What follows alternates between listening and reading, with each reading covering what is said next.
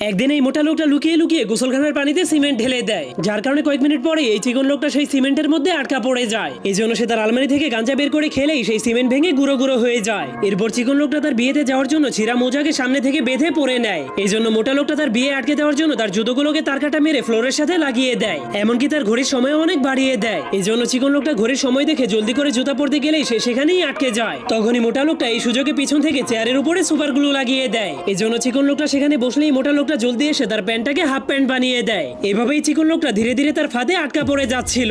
এমনকি মোটা লোকটা লুকিয়ে লুকিয়ে তার আয়নাতে ব্রাশ লাগিয়ে দেয়। এই জন্য চিকন লোকটা আয়নাতে নিজের চেহারা দেখার পর মনে করে তার দাড়িগুলো অনেক বড় হয়ে গিয়েছে। এই জন্য সে মেশিন দিয়ে তার দাড়িগুলোকে কাটতে গেলেই মোটা লোকটা খাম্বার উপরে উঠে কারেন্টের ভোল্টেজ বাড়িয়ে দেয়, যার কারণে মেশিনের স্পিড অনেক বেড়ে যাওয়ার কারণে তার বিয়ের পোশাকগুলো একদমই নষ্ট হয়ে যায়। তখন তার এই অবস্থা দেখে মোটা লোকটা তাকে নিয়ে মজা করতে শুরু করে দেয়। এই জন্য চিকন লোকটা অনেক রেগে তাকে মারতে গেলেই সে দেখতে পায় তার বিয়ের সময় হয়ে গিয়েছে। এই জন্য সে জলদি করে একটা ব্যারেল পরে